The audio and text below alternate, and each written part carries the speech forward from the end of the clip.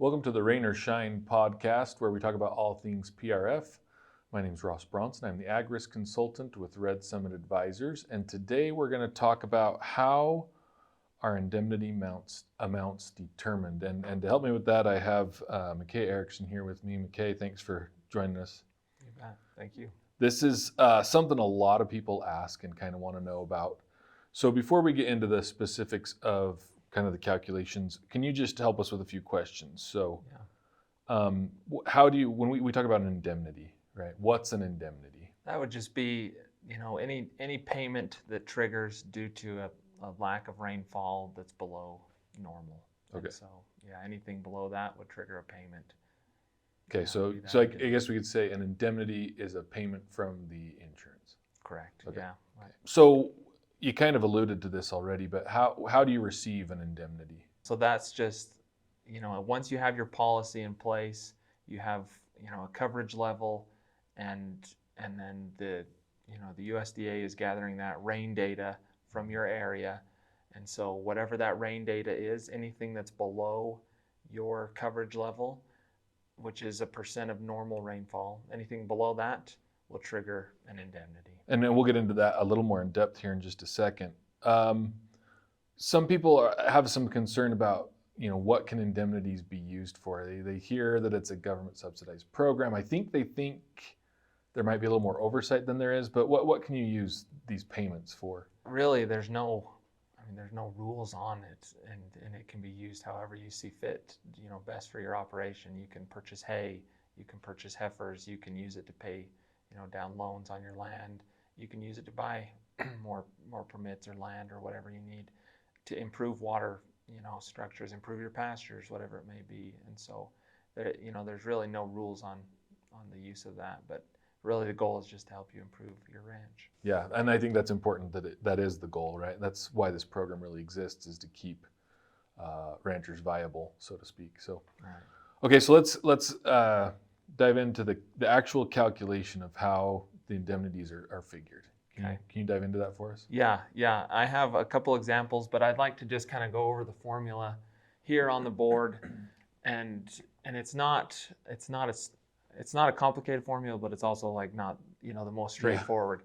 Yeah. And right. So as we mentioned before, so you have a coverage level, and so that's what's used to calculate this formula. Whether you're, and some people call it a trigger point, or it's your coverage level, and it can be anywhere from 70% to 90%.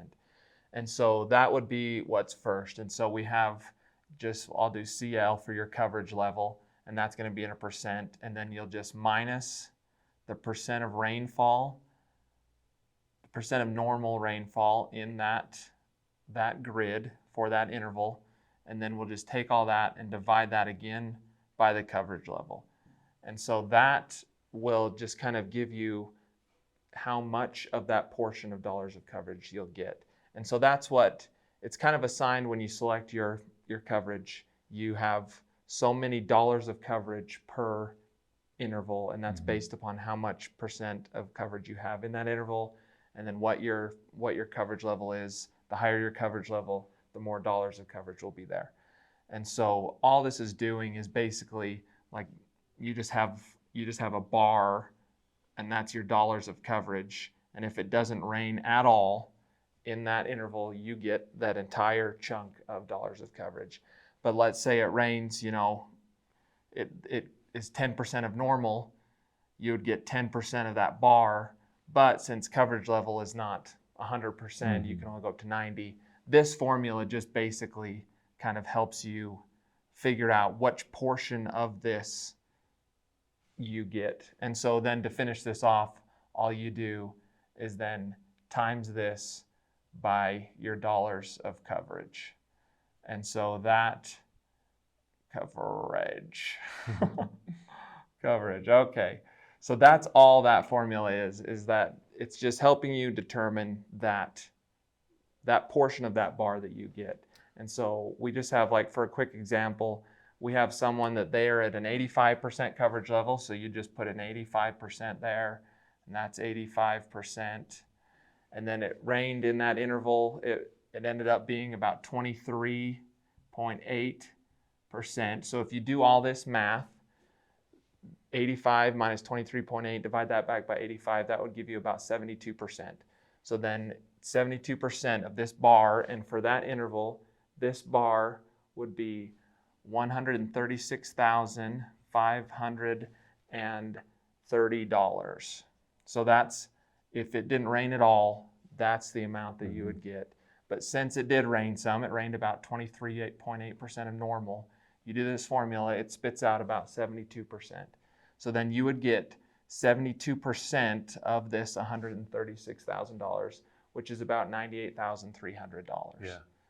That's a great illustration, especially once we kind of put in dollar amounts. And I think it's easy to get caught up in the formula and whatever, but really, I guess the important part is that it's a function of your dollars of coverage, which is basically dictated by your county values and how much coverage you're putting in each interval. Right. And then your coverage percent, and then how much rainfall you actually get. And when you kind of break it down a little bit more that way, it's not so complicated. I'm not a formulas guy, so formulas scare me a little bit. So they are intimidating.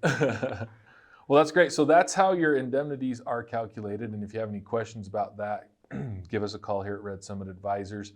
Like I always tell people, we can kind of estimate based off of different levels of coverage how much you could have gotten over the last 15, 20 years, thanks to our really great software that we use. And you owe it to yourself and your operation to get some numbers. So give us a call and find out what it would have done.